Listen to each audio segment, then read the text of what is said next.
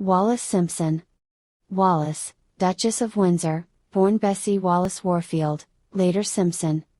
June 19, 1896, April 24, 1986, was an American socialite and wife of the former King Edward VIII. Their intention to marry and her status as a divorcée caused a constitutional crisis that led to Edward's abdication.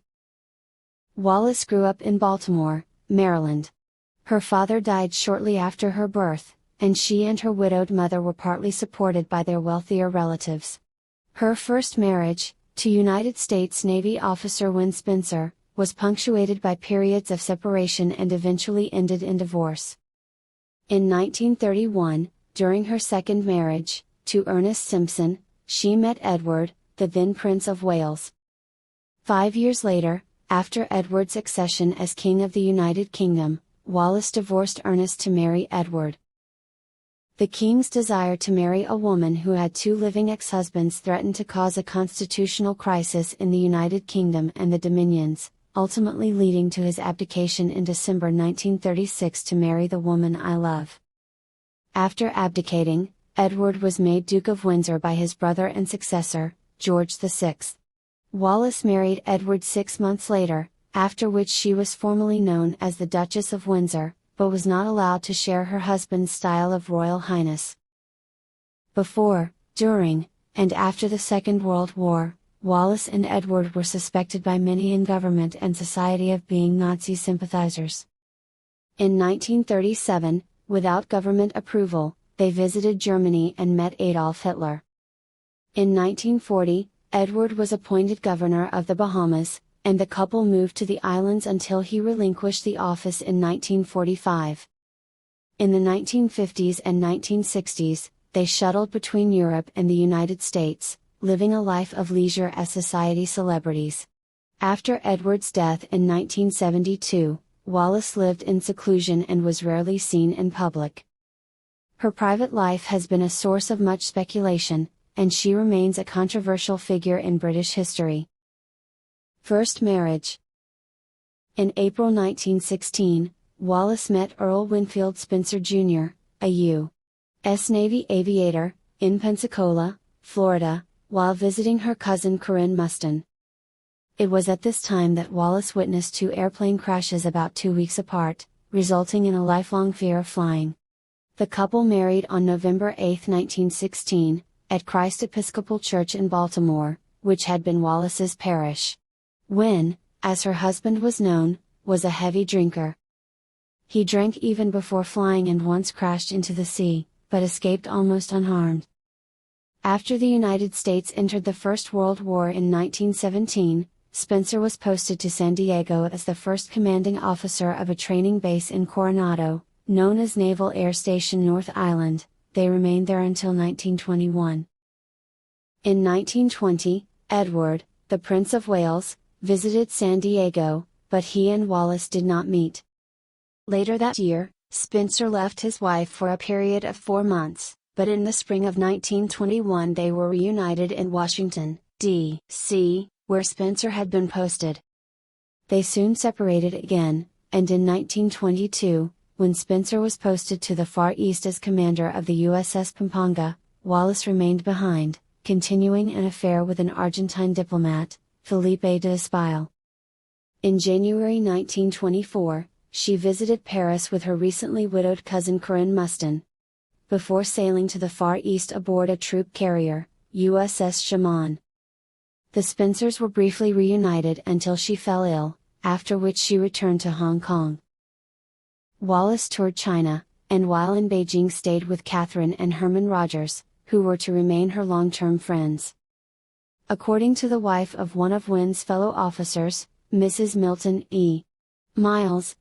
In Beijing Wallis met Count Galeazzo Chano, later Mussolini's son-in-law and foreign minister, had an affair with him, and became pregnant, leading to a botched abortion that left her infertile.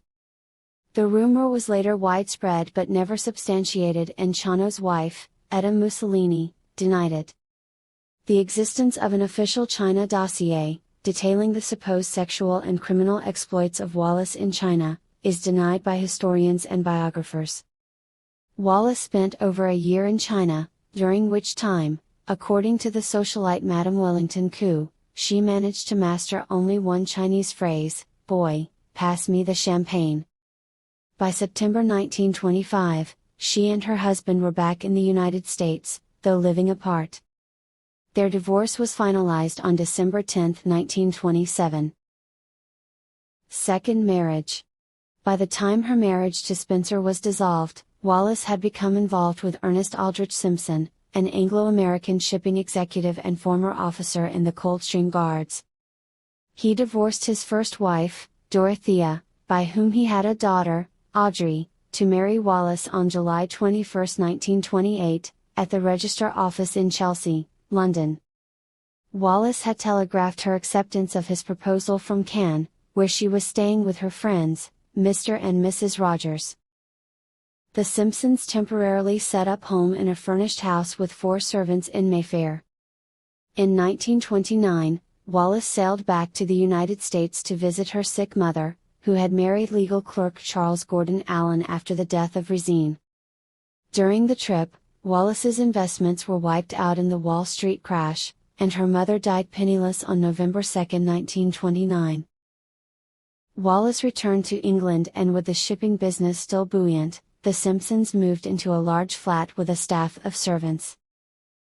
Through a friend, Consuelo Thaw, Wallis met Consuelo's sister Thelma, Lady Furness, at the time the mistress of Edward, Prince of Wales. On January 10, 1931, Lady Furness introduced Wallis to the Prince at Borough Court, near Melton Mowbray. The Prince was the eldest son of King George V and Queen Mary, and heir apparent to the British throne. Between 1931 and 1934, he met the Simpsons at various house parties, and Wallis was presented at court. Ernest was beginning to encounter financial difficulties, as the Simpsons were living beyond their means, and they had to fire a succession of staff. Relationship with Edward, Prince of Wales.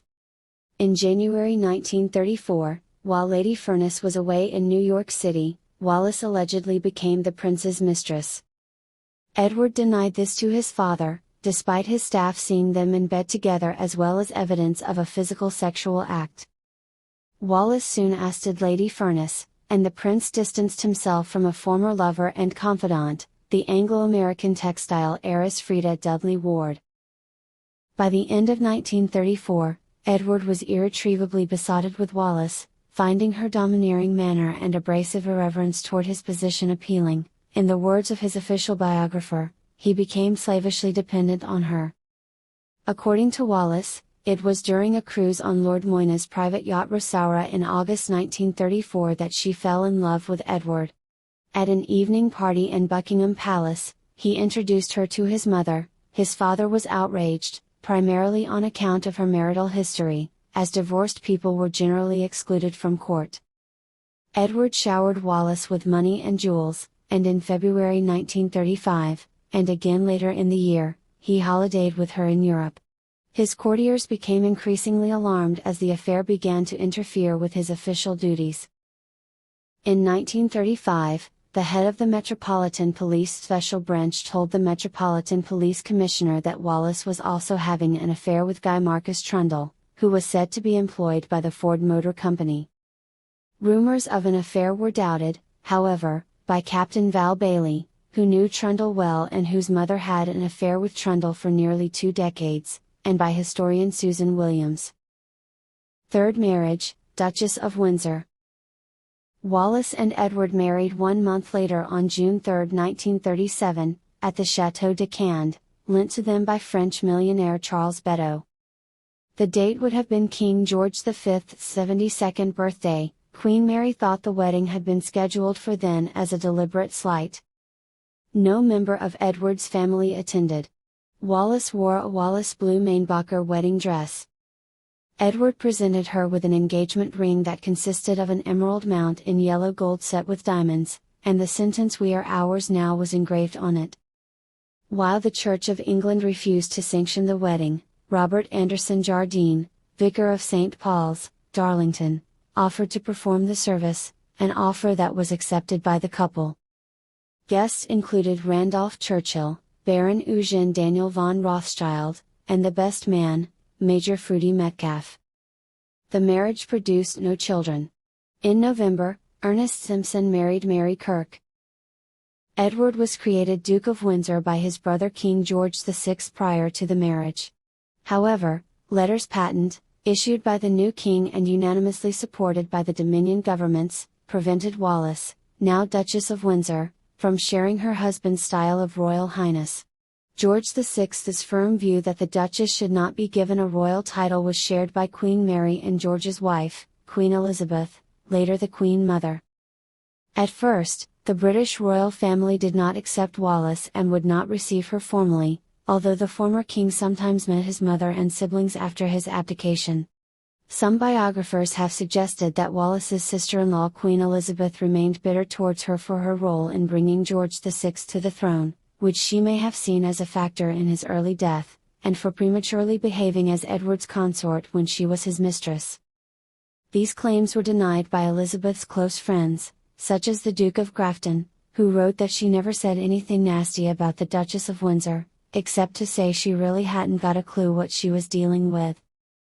Elizabeth was said to have referred to Wallis as that woman, while Wallis referred to Queen Elizabeth as Mrs. Temple and Cookie, alluding to her solid figure and fondness for food, and to her daughter Princess Elizabeth, later Queen Elizabeth II, as Shirley, as in Shirley Temple.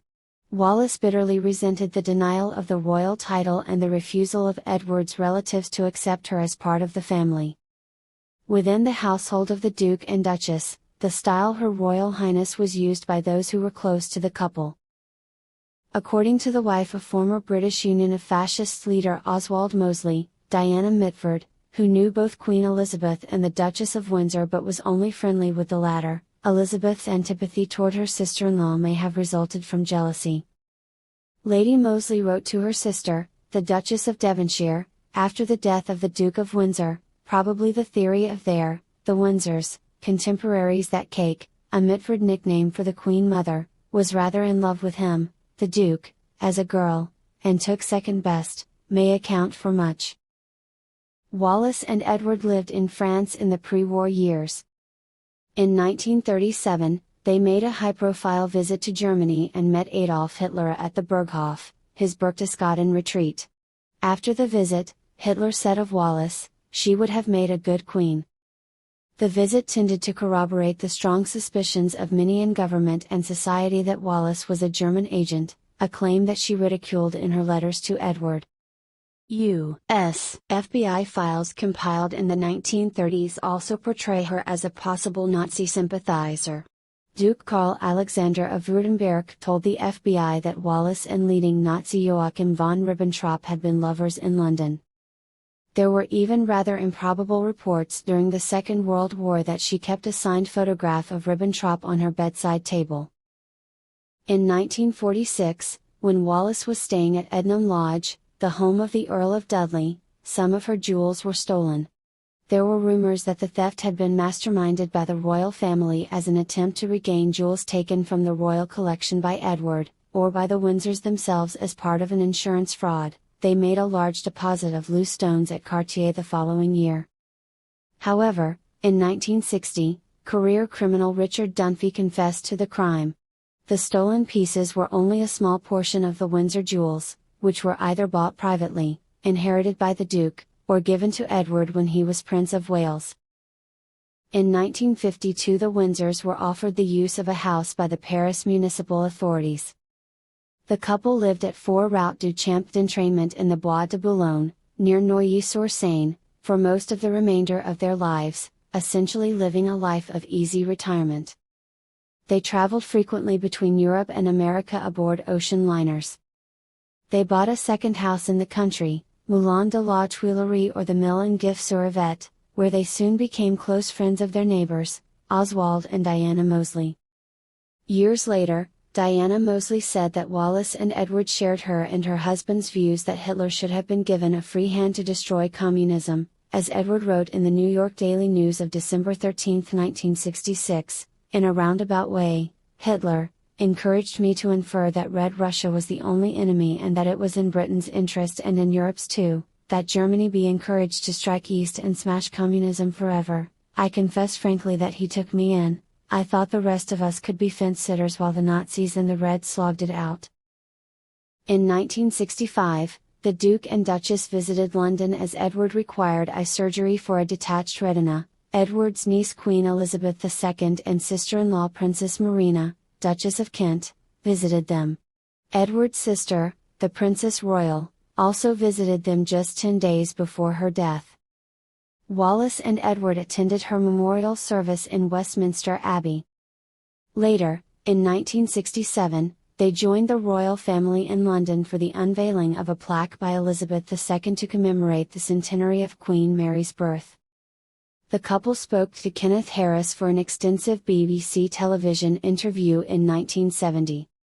Both Queen Elizabeth II and her son Charles, Prince of Wales, visited the Windsors in Paris in Edward's later years, the Queen's visit coming only shortly before Edward died.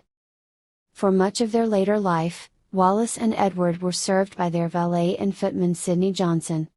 Upon Edward's death from throat cancer in 1972, Wallis travelled to the United Kingdom to attend his funeral, staying at Buckingham Palace during her visit. Wallis became increasingly frail and eventually succumbed to dementia, living the final years of her life as a recluse, supported by both her husband's estate and an allowance from the Queen. She suffered several falls and broke her hip twice.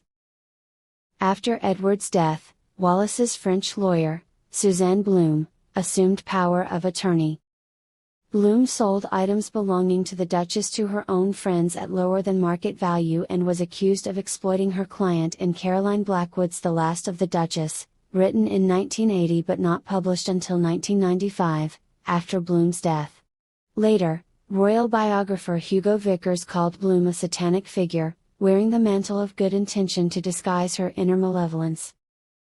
In 1980, Wallis lost her ability to speak.